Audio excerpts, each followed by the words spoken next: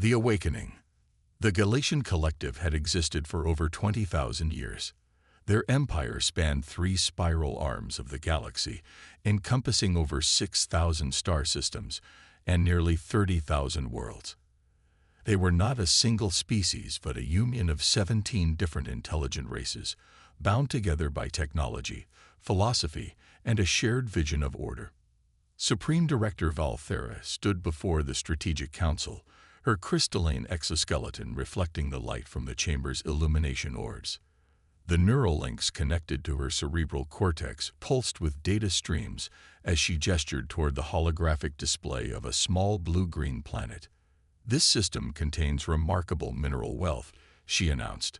"Preliminary scans indicate deposits of rare elements we require for the expansion of the Collective's hyperspace network. The indigenous species appears to be at early industrial development, possibly nuclear age. They call themselves humans."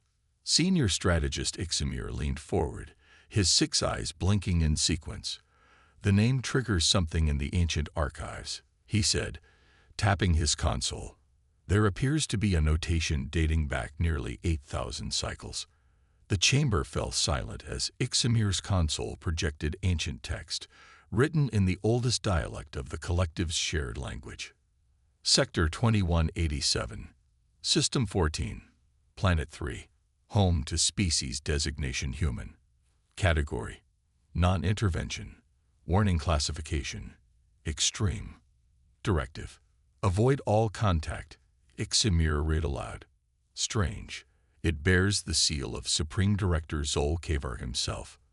Valthera waved a dismissive limb. Zol Kavar's era was when the Collective was merely 27 systems strong. Their understanding of threat assessment was primitive by our standards. What could a single, geographically isolated species possibly do against our current might? The council chamber hummed with agreement. The Collective had not faced a significant military challenge in over 3,000 years. Their technology was unmatched, their strategic algorithms perfected through millennia of dominance. "I propose we proceed with standard resource acquisition protocols," Valthera continued. "We will establish a presence in their system, evaluate their resistance capabilities, and determine the most efficient path to resource extraction." The vote was unanimous. The ancient warning was dismissed as a relic of a more cautious, less advanced era. The Collective would claim what it needed, as it always had. 3 solar cycles later, the Harvester fleet materialized at the edge of the Sol system. 500 warships, each capable of reducing a continent to molten slag, accompanied by 2,000 resource extraction vessels. Leading the fleet was Fleet Commander Nailvex, veteran of 17 successful acquisitions. "Commence standard intimidation protocol," Nailvex ordered. "Target their largest population centers with precision weapons. Once they witness our capabilities, negotiations will be brief." The fleet moved toward Earth, confident in their overwhelming technological advantage. But as they crossed the orbit of Mars, something unexpected happened. Their sensors detected energy signatures, thousands of them, emerging from what had appeared to be empty space. "Commander," the sensor officer reported, mandibles clicking nervously, "we are detecting approximately 10,000 vessels appearing from nowhere. They were not there a moment ago." Nailvex stared at the tactical display in disbelief. "Impossible. Our sensors would have detected their approach." "They did not approach, Commander," the officer replied. "They were already here. They appear to have been cloaked by technology we cannot detect." Before Nailvex could process this information, a communication request came through. "This is Admiral Sarah Chen of the United Earth Defense Force," a calm human voice stated. "Your fleet has entered sovereign human space without authorization. State your intentions immediately." Nailvex recovered quickly. Despite the surprise, the Collective still possessed superior firepower. "This is Fleet Commander Nailvex of the Galatian Collective. Your planet contains resources we require. Surrender immediately, and your species will be permitted limited autonomy under our guidance. Resist, and we will demonstrate our power."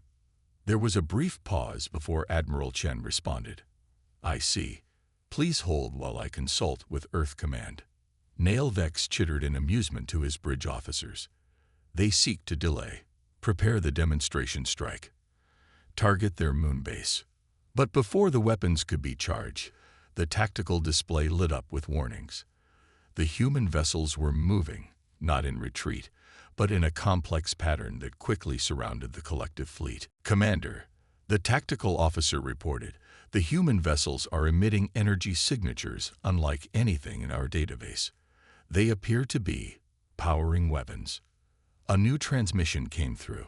Fleet Commander Nailvex, this is General Michael Rodriguez, Earth Command. We have reviewed your demands and find them unacceptable. Furthermore, your presence here violates the Treaty of Proxima, established after your last attempt to contact us 8,000 years ago. Nailvex froze. What treaty? What contact? You don't remember. Rodriguez's voice carried a note of pity. Your ancestors learned a painful lesson. We had hoped it would not need to be repeated. Suddenly, every system on the collective flagship began to shut down. Not just the flagship. Reports flooded in from all 500 warships. Weapons, propulsion, shields, all disabled by an invisible force. What's happening? Nailvex demanded. They've penetrated our cybernetic defenses, the systems officer reported, panic evident in her voice. They're shutting everything down with a code that appears to have been embedded in our systems for thousands of years. On the view screen, Admiral Chen appeared. Unlike the collective's expectations of a primitive species, she wore a sleek uniform with insignia that suggested a military tradition far older than they had anticipated. Your ancestors came to Earth when we were still limited to our planet, she explained. They too dismissed the warnings they'd received from other species. They too thought their technology made them invincible.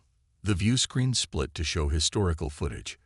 Collective ships from thousands of years ago, being systematically disabled and destroyed by weapons wielded by humans in much more primitive attire. We could have destroyed your entire fleet then, Chen continued. Instead, we made a treaty with your survivors. We embedded a failsafe in your most basic systems, a code that would remain dormant unless you violated our space again. We chose to remain within our solar system, not because we couldn't expand, but because we chose not to. Nailvex struggled to comprehend what was happening. How is this possible? You were primitives. You should have been easy to conquer. General Rodriguez joined the transmission. Humanity's greatest strength has never been our technology, Commander. It's our adaptability, our creativity when faced with extinction. We advanced more in the century before your ancestors arrived than most species do in millennia. When threatened, we don't just fight back. We evolve. The tactical display updated to show new vessels emerging from hyperspace, not dozens or hundreds, but thousands, ships that dwarfed even the largest collective vessel. What you see now is only a fraction of our defense force, Rodriguez continued. We maintain the appearance of a developing civilization because we prefer peace, but we never stopped preparing for the day your people might forget the lesson of the past. Supreme Director Valthera, watching from the collective homeworld via quantum link, finally understood the gravity of their mistake.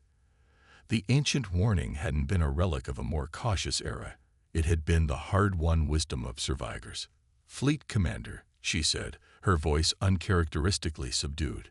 You will accept whatever terms the humans offer for your safe return. The collective formally withdraws all claims to their system. As the collective fleet hung immobilized in space, surrounded by human vessels that had appeared from nowhere, displaying technology that should have been impossible, Nailvex realized with cold clarity what the ancient warning had truly meant. It wasn't that humans were dangerous because they were powerful. Humans were dangerous because when challenged, they became more powerful than anyone could predict. The Reckoning.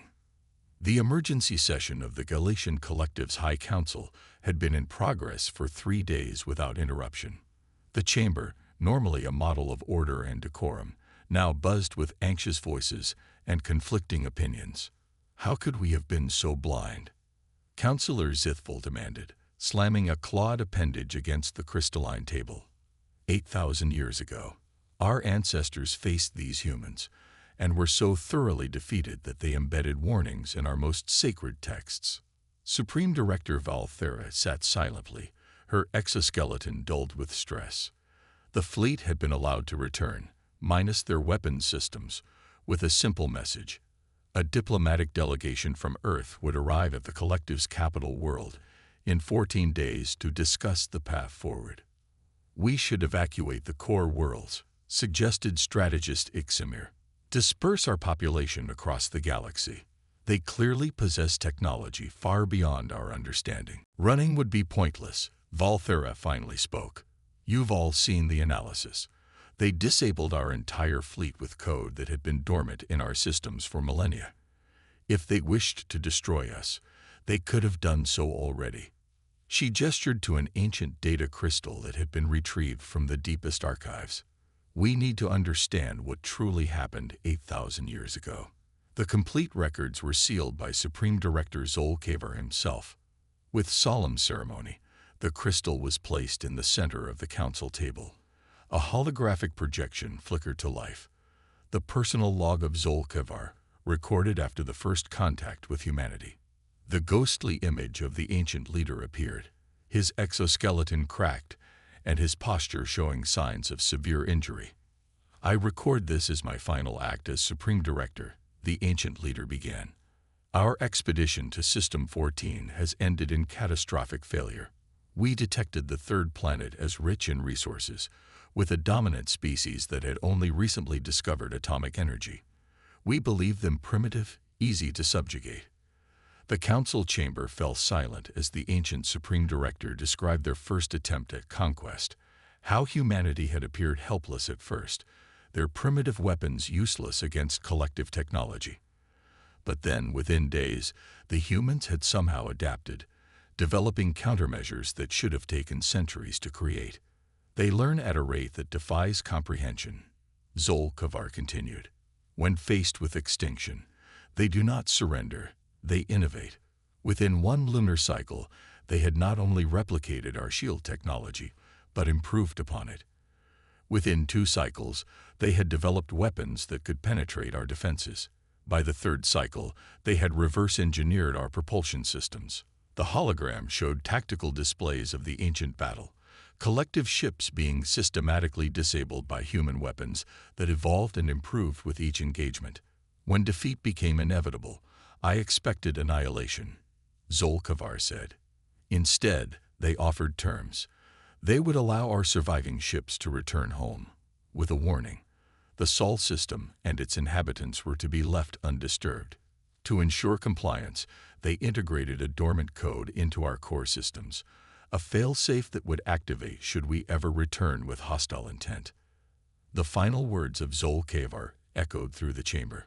I have sealed this record with my highest authority because I fear that future generations might dismiss the warning as the exaggeration of a defeated leader. But hear me, descendants, the humans are not to be judged by their apparent technological level. They are to be judged by their potential, by the speed with which they advance when threatened. Never challenge them again. As the hologram faded, the council chamber remained silent. The warning had been clear, specific, and buried in their most secure archives, and they had ignored it. The silence was broken by an alert. The human diplomatic vessel had arrived, 3 days earlier than expected. The delegation that entered the council chamber consisted of just 5 humans, led by a woman of average height with gray-streaked black hair. She wore a simple blue uniform without ostentation. I am Ambassador Elena Reyes of the United Earth Diplomatic Corps, she announced. I am authorized to negotiate the terms of our future relationship. Valthera rose, attempting to project dignity despite the circumstances. I am Supreme Director Valthera. We acknowledge our error in judgment. The collective formally apologizes for the unauthorized incursion into your system. Ambassador Reyes nodded. Your apology is accepted. However, apologies alone are insufficient given the nature of your intentions. What do you want from us? Counselor Zithful asked. unable to hide his fear. Resources, territory, technological exchange. Reyes smiled slightly. None of those things. What we want is understanding and respect. Your ancestors received a warning, which your current leadership chose to ignore. We need to ensure this doesn't happen again. Are you going to dismantle our collective? Valthera asked, dreading the answer. No, Reyes replied. We have no interest in conquering or controlling other civilizations. That is a fundamental difference between us. We could have destroyed your fleet, but we chose restraint. We could have disabled your empire using the dormant codes in your systems, but we chose to come here instead, to talk. She gestured, and one of her aides presented a data crystal. This contains our terms. They are simple. First, the Galatian Collective will acknowledge human sovereignty over the Sol system and 12 neighboring systems we have quietly colonized over the millennia. The council members exchanged shocked glances. 12 neighboring systems. They had detected no human presence beyond Sol. Second, Reyes continued, the collective will establish formal diplomatic relations with Earth. We will exchange ambassadors and open channels for cultural and scientific cooperation. And third, Valthera asked, waiting for the punitive demands. Third, Reyes said, you will share the warning about humanity with all species under your influence, along with the complete, unaltered record of both encounters. The truth must be preserved. The council chamber erupted in confused murmurs. These terms were far more lenient than expected. That's all. Valthera asked incredulously. No reparations, no technology transfers, no territorial concessions beyond the systems you already control. Ambassador Reyes's expression grew serious. Supreme Director, you misunderstand our objectives. We don't want your resources or territory. We don't need your technology. As you've seen, we can develop our own when necessary. What we want is to be left in peace, to develop at our own pace, without having to demonstrate our capabilities through conflict. She stepped closer to the council table. Throughout our history, humanity has fought countless wars among ourselves. We've learned that the true measure of civilization isn't the ability to conquer, but the wisdom to choose peace when possible. We remained in our solar system by choice, not limitation. As a final demonstration, Ambassador Reyes activated a holographic display of her own. It showed thousands of human settlements spread across 12 star systems, all cloaked by technology that had rendered them invisible to collective sensors. It showed massive shipyards building vessels that dwarfed anything in the collective's fleet. It showed energy production facilities that harnessed the power of entire stars. We could have expanded further, faster, she explained. We chose restraint. We hope that you will learn to value the same. 3 days later, the treaty was signed. As the human delegation prepared to depart, Supreme Director Valthera approached Ambassador Reyes privately. There's one thing I still don't understand, she said. The failsafe code in our systems. Why didn't your people use it to subjugate us completely? Why offer peace when you could have had domination? Reyes smiled. Because that's not who we choose to be. Humanity spent thousands of years fighting among ourselves before we learned that conquest brings only temporary power, while cooperation builds lasting strength. We developed technology to defend ourselves, not to rule others. As the human ship departed, Valthera returned to the council chamber, where the new directive was being prepared, a warning to be shared with every world in the collective. The humans of Earth are not to be judged by appearances or apparent technological level. They are to be judged by their potential and by the speed with which they advance when threatened. Never challenge them. Instead, seek to learn from them, not their technology, but their capacity for restraint in the face of power. For in that restraint lies the true measure of civilization. Across the galaxy, species who had never heard of humanity would soon learn of the race that twice spared the mighty Galatian collective, not out of weakness, but out of a strength greater than the ability to conquer, the wisdom to choose peace.